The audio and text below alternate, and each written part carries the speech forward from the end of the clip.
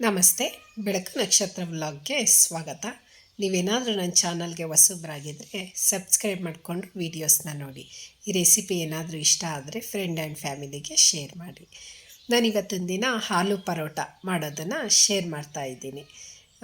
ಯಾವ ವಿಧಾನದಲ್ಲಿ ಮಾಡ್ತೀನಿ, ಏನೇನು ರೆಸಿಪಿಗಳು ಅಂದರೆ ಏನೇನು ಸಾಮಗ್ರಿಗಳನ್ನ ಹಾಕ್ತಾಯಿದ್ದೀನಿ ಅನ್ನೋದನ್ನು ನೋಡ್ಕೊಂಡು ಬರೋಣ ಬನ್ನಿ. ಅದಕ್ಕೂ ಮುಂಚೆ ಆಲೂ ಪರೋಟ ಅಂದರೆ ಹೆವಿ ಫುಡ್ಡೇ ಅನ್ಬೋದು. ಯಾಕಂದರೆ ಮಧ್ಯಾಹ್ನ ತಿಂದಿದ್ದು ಸಂಜೆವರೆಗೂ ಆರಗ್ನೇ ಆಗಿರಲಿಲ್ಲ. ನಮಗೆ ಯಾವತ್ತೋ ಒಂದೊಂದು ದಿನ ಒಂದು 2 ತಿಂಗಳಿಗೆ 3 ತಿಂಗಳಿಗೆ ಒಂದು ಸರಿ ಮಾಡಿಕೊಂಡ್ರೆ ಏನೂ ಆಗೋದಿಲ್ಲ. ಪದೇ ಪದೇ ಮಾಡ್ಕೊಂಡು ತಿಂತಾಯಿದ್ರೆ ಹೆವಿ ಫುಡ್ ಅಂತ ಅನಿಸುತ್ತೆ. ಈಗ ಮಾಡೋ ವಿಧಾನ ನೋಡ್ಕೊಂಡು ಬರೋಣ ಬನ್ನಿ. ನಾನು ಮೊದಲನೇದಾಗಿ ಒಂದು ಬೌಲ್ ತೊಗೊಂಡಿದ್ದೀನಿ. ಅದಕ್ಕೆ 1-2 ಕಪ್ಪಷ್ಟು ಗೋಧಿ ಹಿಟ್ಟು ತೊಗೊಂಡಿದ್ದೀನಿ. ನಿಮಗೆ ಬೇಕು ಅಂತ ಅಂದರೆ ಮೈದಾ ಹಿಟ್ಟಲ್ಲೂ ಮಾಡ್ಕೋಬೋದು, ಚೆನ್ನಾಗಿ ಬರುತ್ತೆ. ನಾನಿಲ್ಲಿ ಗೋಧಿ ಹಿಟ್ಟಿನಲ್ಲಿ ಮಾಡ್ಕೊತಾ ಇದ್ದೀನಿ. ನಂತರ ಇದಕ್ಕೆ ರುಚಿಗೆ ತಕ್ಕಷ್ಟು ಉಪ್ಪು ಹಾಕ್ಕೋತಾ ಇದ್ದೀನಿ. ಉಪ್ಪು ಹಾಕ್ಕೊಂಡಿದ ನಂತರ ಎಲ್ಲ ನೀಟಾಗಿ ಆ ಉಪ್ಪು ಗೋಧಿ ಹಿಟ್ಟು ಜೊತೆಗೆ ಮಿಕ್ಸ್ ಆಗಬೇಕಾಗುತ್ತೆ.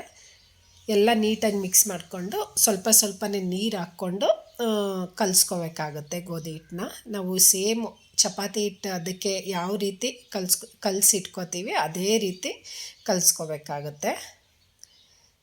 ಚಪಾತಿ ಹಿಟ್ಟು ಹೆಂಗೆ ಸಾಫ್ಟಾಗಿ ಕಲಿಸ್ಕೋತೀವಿ ಅದೇ ರೀತಿ. ನಿಮಗೆ ಬೇಕು ಅಂತ ಅಂದರೆ ಹಾಲಲ್ಲೂ ಮಿಕ್ಸ್ ಮಾಡಿಕೊಂಡು ಕಲಿಸ್ಕೋಬೋದು, ಅಥವಾ ಮೊಸರು ಬರುತ್ತಲ್ಲ ಮೊಸರಲ್ಲೂ ಕಲಿಸ್ಕೋಬೋದು, ಸಾಫ್ಟ್ ಬರುತ್ತೆ ಅಂತ ಅಂತಾರೆ. ನಾನಿಲ್ಲಿ ನೀರು ಮಾತ್ರ ಹಾಕ್ಕೊಂಡು ಎಲ್ಲ ನೀಟಾಗಿ ಕಲಸಿ ಇಟ್ಕೊಂಡಿದ್ದೀನಿ. ಇದು 1 ಅವರು ಅಥವಾ ಒಂದು ಅರ್ಧ ಗಂಟೆನಾದ್ರೂ ಆದರೆ ಚೆನ್ನಾಗಿ ಬರುತ್ತೆ ಅನ್ನೋ ಕಾರಣಕ್ಕೆ ಮೊದಲನೇದಾಗಿಯೇ ಗೋಧಿ ಹಿಟ್ಟಿಗೆ ಕಲಸಿ ಇಟ್ಕೊತಾ ಇದ್ದೀನಿ. ನಂತರ ಈಗ ಮಸಾಲೆನ ರೆಡಿ ಮಾಡ್ಕೊಳ್ಳೋಣ. ನಾನಿಲ್ಲಿ ಒಂದು 4-5 ಜನಕ್ಕೆ ಆಗೋ ರೀತಿ ಆಲೂ ಪರೋಟ ಮಾಡೋದಕ್ಕೆ ರೆಡಿ ಮಾಡ್ಕೊತಾ ಇದ್ದೀನಿ. ಗ್ಯಾಸ್ ಆನ್ ಮಾಡಿಕೊಂಡು ಒಂದು ಪಾತ್ರೆ ಇಟ್ಕೊಂಡು ಆ ಪಾತ್ರೆಗೆ ನೀರು ಹಾಕ್ಕೋಬೇಕಾಗುತ್ತೆ. ನೀರು ಹಾಕ್ಕೊಂಡಿದ್ದ ನಂತರ ನಾನಿಲ್ಲಿ ಒಂದು 4 ಆಲೂಗೆಡ್ಡೆ ಇಟ್ಕೊತಾ ಇದ್ದೀನಿ. 4 ಆಲೂಗೆಡ್ಡೆನ ಬೇಯಿಸ್ಕೋಬೇಕಾಗುತ್ತೆ. ಕುಕ್ಕರಲ್ಲಿ 1 ವಿಶಿಲ್ ಕೂಗಿಸ್ಕೊಂಡ್ರೆ ಬೇಗನೆ ಆಗುತ್ತೆ. ನಾನಿಲ್ಲಿ ಪಾತ್ರೆನಲ್ಲೇ ಬೇಯಿಸ್ಕೊತಾ ಇದ್ದೀನಿ. ಈಗ ಆಲೂಗೆಡ್ಡೆ ಎಲ್ಲ ಬೆಂದಾಗಿದೆ. ಈಗ ಇನ್ನೊಂದು ಬೌಲ್ ತೊಗೊಂಡು ಬೆಂದಿರೋ ಆಲೂಗೆಡ್ಡೆನ ಹಾಕ್ಕೋಬೇಕಾಗುತ್ತೆ. ಹಾಕ್ಕೊಂಡಿದ್ದ ನಂತರ ಈಗ ಆಲೂಗೆಡ್ಡೆ ಎಲ್ಲ ಫುಲ್ಲು ಚೆನ್ನಾಗಿ ಮ್ಯಾಶ್ ಆಗಬೇಕು. ಹಾಗಾಗಿ ಒಂದು ವುಡನ್ನು ಆಲೂದು ಮ್ಯಾಶ್ ಮಾಡೋದರಲ್ಲಿ ಮ್ಯಾಶ್ ಮಾಡ್ಕೊತಾ ಇದ್ದೀನಿ. ಇದು ಸ್ಟೀಲಲ್ಲೂ ಬರುತ್ತೆ, ಅಥವಾ ಈ ವುಡನ್ನು ಸ್ಟೀಲ್ ಏನೂ ಇಲ್ಲ ಅಂತ ಅಂದರೆ ಲೋಟದ ಸಹಾಯದಿಂದನೂ ನಾವು ಚೆನ್ನಾಗಿ ಮ್ಯಾಶ್ ಮಾಡ್ಕೊಬೋದು, ಅಥವಾ ಲೋಟದಲ್ಲೂ ಆಗೋದಿಲ್ಲ ಅಂತ ಅಂದರೆ ಕೈನಲ್ಲೇ ನೀಟಾಗಿ ಮ್ಯಾಶ್ ಮಾಡ್ಕೊಬೋದು. ಈಗ ನಾನು ಎಲ್ಲ ನೀಟಾಗಿ ನೋಡಿ, ಎಷ್ಟು ಅಂದರೆ ಸ್ವಲ್ಪನೂ ಗಂಟು ಇರಬಾರ್ದು ಆಲೂಗೆಡ್ಡೆ, ಯಾಕಂದರೆ ಲಟ್ಟಿಸ್ಬೇಕಾದ್ರೆ ಹಿಂಸೆ ಆಗುತ್ತೆ ಅನ್ನೋ ಕಾರಣಕ್ಕೆ. ಈಗ ನೀಟಾಗಿ ಎಲ್ಲ ಆಲೂಗೆಡ್ಡೆನ ಮ್ಯಾಶ್ ಮಾಡ್ಕೊಂಡಿದ್ದಾಗಿದೆ. ಇದಕ್ಕೆ ಮಸಾಲೆ ಪದಾರ್ಥಗಳು ಈ ರೀತಿ ಇಟ್ಕೊತಾ ಇದ್ದೀನಿ. ಈಗ ಮಸಾಲೆ ಪದಾರ್ಥನೂ ಎಲ್ಲ ರೆಡಿ ಮಾಡಿ ಇಟ್ಕೊಂಡಿದ್ದಾಗಿದೆ. 2 ಈರುಳ್ಳಿನ ಸಣ್ಣದಾಗಿ, ಎಷ್ಟು ಸಣ್ಣದಾಗಿ ಕಟ್ ಮಾಡ್ತೀವಿ ಅಷ್ಟೂ ಒಳ್ಳೆಯದು. ಒಟ್ಟಿನಲ್ಲಿ ಸಣ್ಣದಾಗಿ ಹಚ್ಚಿ ಇಟ್ಕೊಂಡಿದ್ದೀನಿ. 1 ಕಪ್ ಈರುಳ್ಳಿ ಅಂದರೆ 2 ಈರುಳ್ಳಿನ ನಾನು ಹಾಕ್ಕೋತಾ ಇದ್ದೀನಿ. ನಂತರ 1 ಸ್ಪೂನಷ್ಟು ಅಚ್ಕಾರದ ಪೌಡರು, 1 ಸ್ಪೂನಷ್ಟು ಧನಿಯಾ ಪೌಡರು, 1 ಸ್ಪೂನು ಗರಂ ಮಸಾಲ, ನಂತರ ರುಚಿಗೆ ತಕ್ಕಷ್ಟು ಉಪ್ಪು ಹಾಕ್ಕೋಬೇಕಾಗುತ್ತೆ.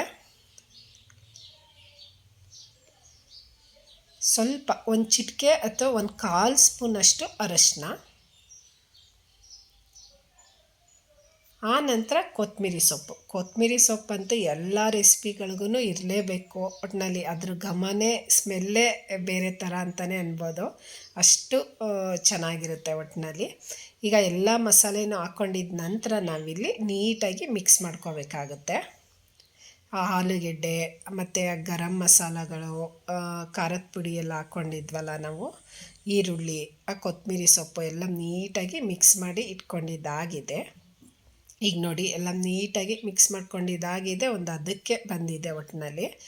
ನಂತರ ಇನ್ನೊಂದು ಸೈಡು ನಾವು ಗೋಧಿ ಹಿಟ್ಟು ಕಲಸಿಟ್ಕೊಂಡಿದ್ವಲ್ಲ ಅದನ್ನು ಸುಧಾ ಬಂದಿದೆ. 3/4 ಗಂಟೆ ಇವೆಲ್ಲ ರೆಡಿ ಮಾಡ್ಕೊಳ್ಳೋ ಅಷ್ಟರಲ್ಲಿ ಅದು ಚೆನ್ನಾಗಿ ಬಂದಿರುತ್ತೆ. ಆನಂತರ ಈಗ ನಾನಿಲ್ಲಿ ಮೊದಲನೇದಾಗಿ ಆಲೂಗೆಡ್ಡೆದು ಮಸಾಲೆನ ಉಂಡೆ ಕಟ್ಟಿ ಇಟ್ಕೊತಾ ಇದ್ದೀನಿ, ಯಾಕಂದರೆ ಬೇಗ ಆಗುತ್ತೆ ಅನ್ನೋ ಕಾರಣಕ್ಕೆ. ಒಂದು 5-6 ಉಂಡೆ ಕಟ್ಟಿ ಇಟ್ಕೊತಾ ಇದ್ದೀನಿ. ನಮಗೀಗ ತಕ್ಷಣಕ್ಕೆ ಎಷ್ಟು ಬೇಕೋ ಅಷ್ಟು ಇಟ್ಕೋಬೋದು.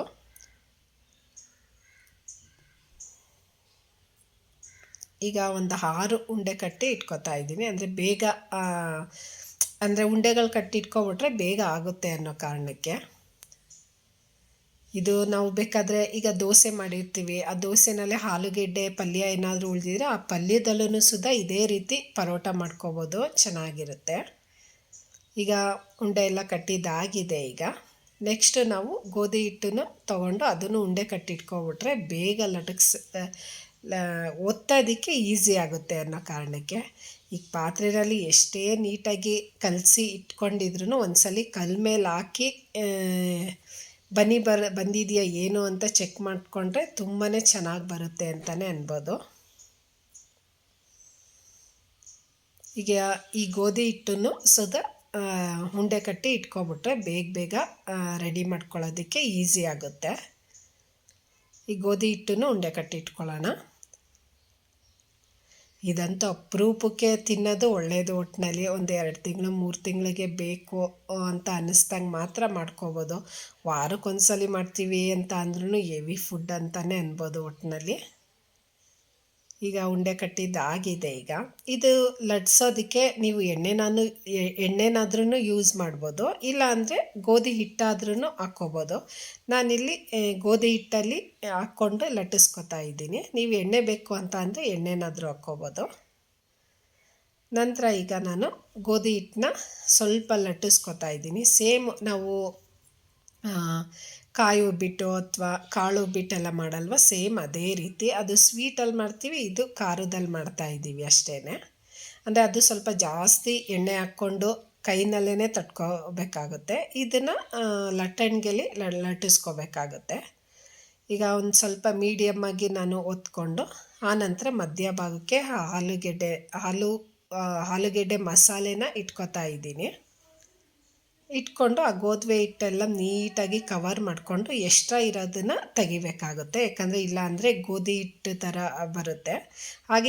ಹಾಗಾಗಿ ಎಕ್ಸ್ಟ್ರಾ ಇರೋದನ್ನ ತೆಗ್ದಾಕೋದ್ರಿಂದ ಈಗ ಸಮ ಪ್ರಮಾಣದಲ್ಲಿ ಆ ಗೋಧಿ ಹಿಟ್ಟೂ ಸಮ ಪ್ರಮಾಣ ಆಗಿರುತ್ತೆ, ಮತ್ತು ಹಾಲು ಮಸಾಲೆನೂ ಸಮ ಪ್ರಮಾಣದಲ್ಲಿರೋದ್ರಿಂದ ನೀಟಾಗಿ ಬರುತ್ತೆ ಅನ್ನೋ ಕಾರಣಕ್ಕೆ.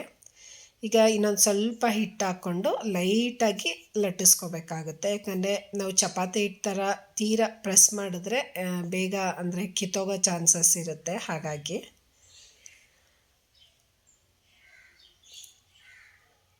ನಾವು ಯಾವ ರೀತಿ ಎಷ್ಟು ಪ್ರಮಾಣದಲ್ಲಿ ಹಾಕಿರ್ತೀವಿ ಅಷ್ಟು ಪ್ರಮಾಣದಲ್ಲಿ ಅಗಲವಾಗಿ ಬರುತ್ತೆ. ನಾವು ಚಿಕ್ಕದಾಗೂ ಮಾಡ್ಕೋಬೋದು, ಇಲ್ಲ ದೊಡ್ಡದಾಗಾದ್ರೂ ಮಾಡ್ಕೋಬೋದು.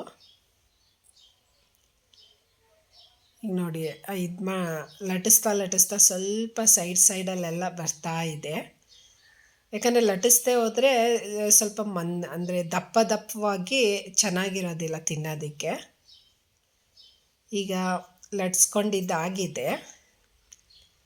ಈಗ ಗ್ಯಾಸ್ ಮೇಲೆ ಒಂದು ಹಂಚಿಟ್ಕೊಂಡು ಅದು ಬಿಸಿ ಆದ ನಂತರ ಅದಕ್ಕೆ ಸ್ವಲ್ಪ ಎಣ್ಣೆನೋ ತುಪ್ಪನೋ ಹಾಕ್ಕೊಂಡು ಬೇಯಿಸ್ಕೊಂಡ್ರೆ ತುಂಬಾ ಚೆನ್ನಾಗಿರುತ್ತೆ ಅಂತ ಅನ್ಬೋದು.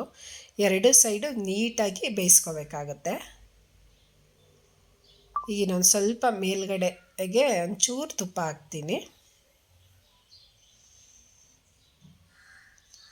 ಈ ಆಲೂ ಪರೋಟಕ್ಕೆ ಸ್ವಲ್ಪ ತುಪ್ಪ ಫ್ಲೇವರ್ ಇದ್ರೇ ತುಂಬಾ ಚೆನ್ನಾಗಿರುತ್ತೆ ಒಟ್ಟಿನಲ್ಲಿ. ಈಗ ಇನ್ನೂ ಒಂದು ಸೈಡು ಬೇಯಿಸ್ಕೊಂಡ್ರೆ ಆಲೂ ಪರೋಟ ರೆಡಿ ಆಗುತ್ತೆ. ತುಂಬಾ ಟೇಸ್ಟ್ ಚೆನ್ನಾಗಿರುತ್ತೆ ಒಟ್ಟಿನಲ್ಲಿ.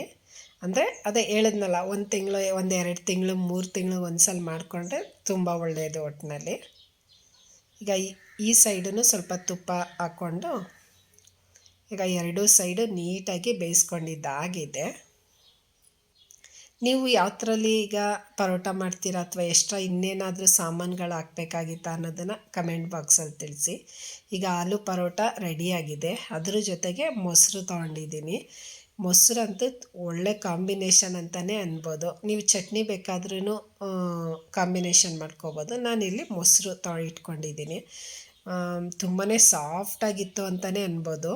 ಯಾಕಂದರೆ ಆಲೂಗೆಡ್ಡೆ ಹಾಕಿರೋದ್ರಿಂದ ಅದು ಸಾಫ್ಟ್ನೆಸ್ ಬಂದ್ಬಿಡುತ್ತೆ. ಹಾಗಾಗಿ ತುಂಬಾ ಚೆನ್ನಾಗಿತ್ತು ಒಟ್ಟಿನಲ್ಲಿ. ನೀವು ಮನೆಯಲ್ಲಿ ಟ್ರೈ ಮಾಡ್ತೀರಾ ಅಲ್ವಾ? ಟ್ರೈ ಮಾಡಿ ಹೇಗಿತ್ತು ಅಂತ ಒಂದು ಕಮೆಂಟ್ ಬಾಕ್ಸಲ್ಲಿ ತಿಳಿಸಿ. ಈ ರೆಸಿಪಿ ಏನಾದರೂ ಇಷ್ಟ ಆದರೆ ಫ್ರೆಂಡ್ ಆ್ಯಂಡ್ ಫ್ಯಾಮಿಲಿಗೆ ಶೇರ್ ಮಾಡಿ. ನೀವೇನಾದರೂ ನನ್ನ ಚಾನಲ್ಗೆ ಹೊಸಬ್ರಾಗಿದ್ದರೆ ಸಬ್ಸ್ಕ್ರೈಬ್ ಮಾಡಿಕೊಂಡು ವೀಡಿಯೋಸ್ನ ನೋಡಿ. Thank you.